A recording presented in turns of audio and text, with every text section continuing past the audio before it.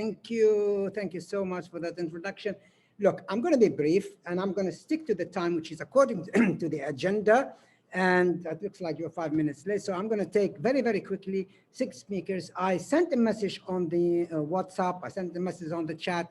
There were no response for volunteers, which means I'm going to select, obviously, myself, the speakers. So the first two I would like to select. This is how it goes. I select two people. Each one speaks for 2 minutes, 30 seconds. Timer, when the 2 minutes, 30 seconds comes, because they're going to be all qualified, stop, mute the speaker. As simple as that, because it's a debate style.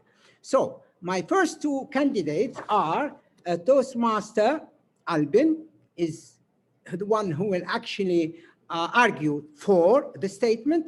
And the second one is Toastmaster Narasimha Rao, who will argue for against. As simple as that. So starting with Toastmaster Albin, who will argue for the statement. I'm going to be quite serious, no joke, no fun. So the first statement goes as follows, since we're experiencing it nowadays. Toastmaster virtual meetings are more interesting and engaging than physical meetings. Toastmaster virtual meetings are more interesting and engaging than physical meetings. So Toastmaster Albin, the stage is yours to argue for. Go ahead. Thank you, Table Topic Master, and good evening, fellow Toastmasters once again. Toastmasters virtual meeting, is it more informative and engaging? I believe that Toastmasters virtual meeting has given a paradigm shift towards the whole fraternity of Toastmasters because it has helped to become more and more inclusive.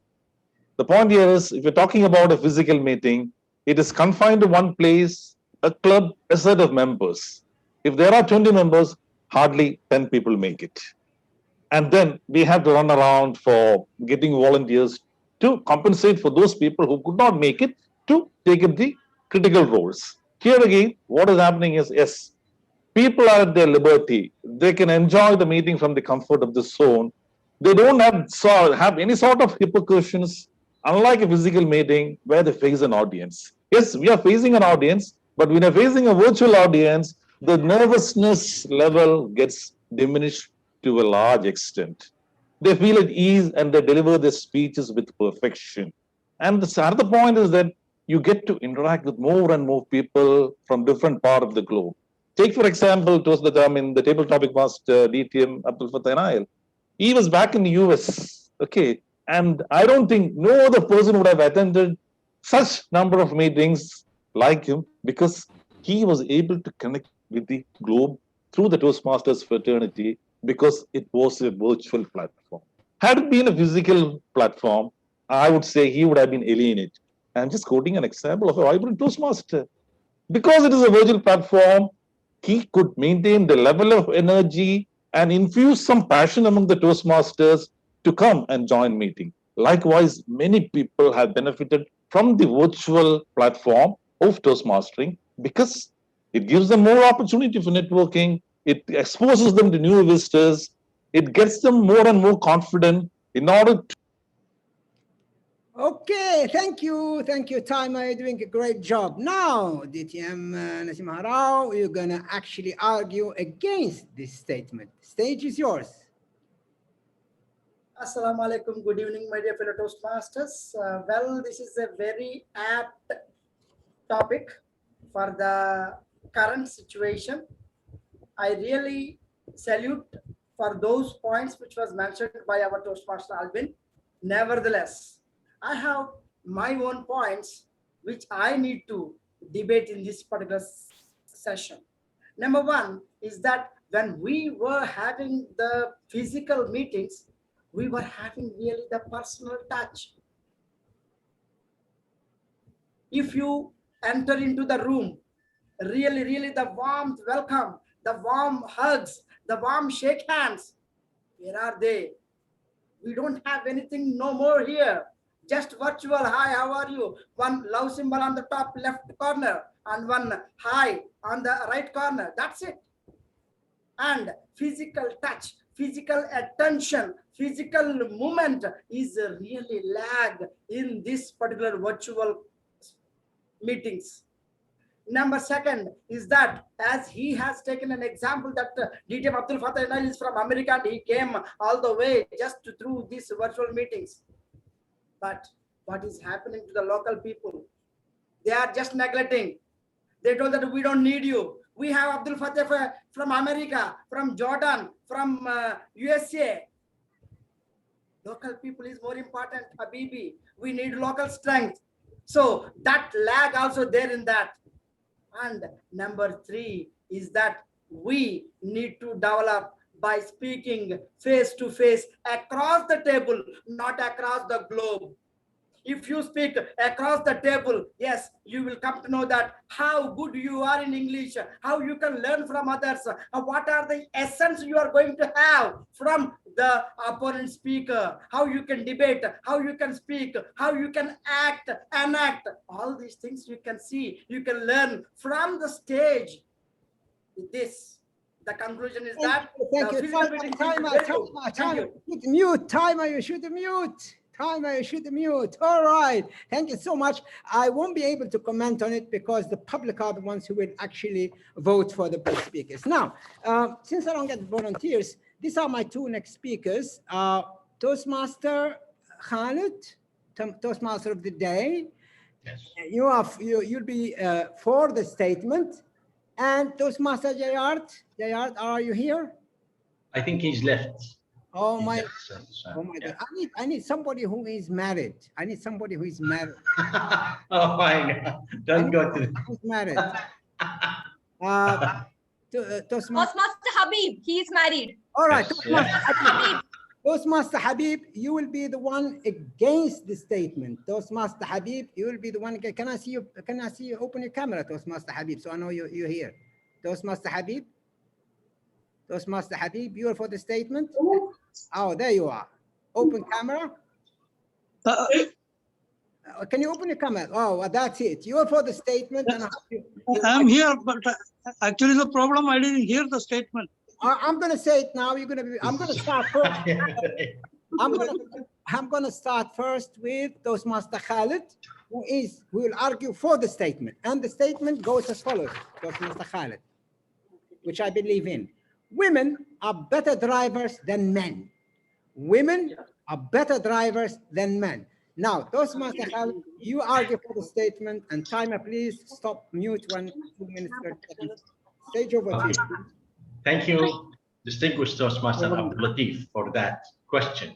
And this is a tricky question, and it's hard in the term of if a women are a better drivers, in our hand, they are, because they are two defensive drivers. They stick their hands, they first use their two hands, and then they lock, and they don't exceed the speed limit, and they put the belt. You never see any women that they exceeded the speed, and I saw them a lot. And I can say that with 100% that women are best drivers. Why we allow our women to drive? Because women, when they drive, they take the shoulder from us as men. They will take their children to the schools. They will go and give the grocery. And this is one of the benefits. If you allow your wife to drive, then you will take a lot of burden from your shoulder and give it to your wife, because she will go directly from point A to point B perfectly. But for men, we are lousy drivers. We cannot, instead of going from point A to point C, we just zigzag. We stop here, stop there, and we use our phone. So with that, I strongly believe that women are better driving from men. With that, back to the table Toastmaster Abdul Latif. Thank you, Toastmaster Khalid. And my name is Abdul Fattah. Okay, that's a small thing. Don't worry about it. All right, we go to Toastmaster Habib, who will argue against the statement that women are better drivers than men. And be careful if your wife is next to you. Go ahead. Stage is yours. Respected table topic master, fellow Toastmasters, and my dear opponent. I was knowing very well that Toastmaster Khalid will support women. I think it is from his personal experience. Maybe he may be driven by his better half or somebody else, or is admiring the women. But I am totally against women because they cannot drive properly, because they are worried about many things. First of all, they are booty conscious. When they drive, they will feel, they will check their face and, oh, is it okay or not? So they will disturb others. But men, they are very confident about the driving.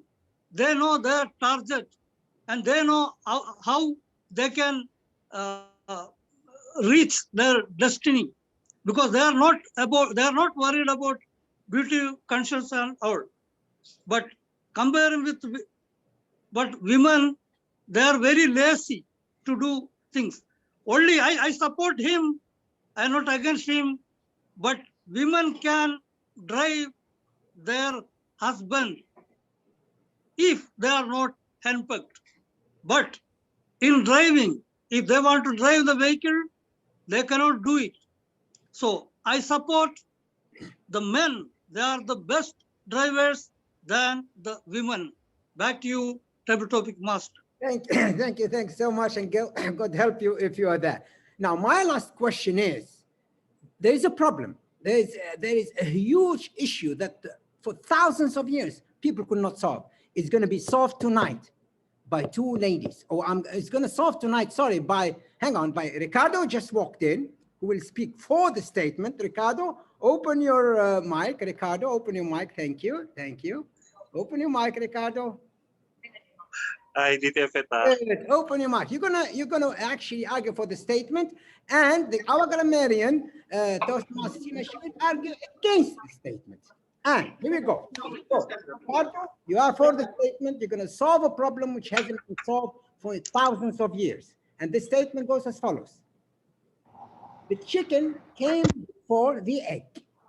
The chicken came before the egg. Argue for the statement. I am in a restaurant. I just had fish. I didn't have chicken. Are we in the table topics? Sorry. Yes, you have actually 2 minutes and 30 seconds, and the timer will mute the mic at 2 minutes 30 seconds. So you're arguing for. I have to defend the egg. That the chicken came before the egg. Mm-hmm. Well, I can say that my parents came before me. Me being the egg, my parents being the chicken.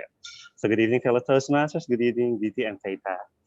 Well, it's a very big argument that hasn't been resolved as of this moment. And I believe that things have been complicated and made complicated most of the time, when in fact there are so many simplicity in things around us. So like what I have said, my parents came before me. So the chicken came before the egg. So they are the source of where I came from. They are the inspirations. They are the roots. And I am just but a fruit. So many people will have to argue otherwise, but I have to say that they are the ones who paved the way for me. They set an example for me to live my life. And they have been such an inspiration for all the things that I have been doing all this time of my life. So I can say that no matter what happens in our lives, we'll have to consider that the roots where we came from are the sources of our strength, the sources of our nourishment, and the sources of all the things that cause us to achieve all the successes we have in life. Thank you so much. Thank you so much. We finished on time. And now to our grammarian, Toastmaster Simba, you're going to argue against the fact that the chicken came before the egg. Let's solve this problem. Thank you, DTM Fatah. Okay, the question still remains unresolved. Chicken came before the egg. So it all depends upon our perspective. That is why this case has not been resolved. That's what I feel. So even if you throw it to anyone, it depends upon the way they think. So thinking makes, or it gives a new perspective to the way you think about it, that the chicken came first, like Toastmaster Ricardo said, that the parents, they obviously are the source of bringing the child here. So I feel this question still remains unresolved. Thank you. All right. Thank you so much. That's the end of the table topic. Thank you for giving me the opportunity.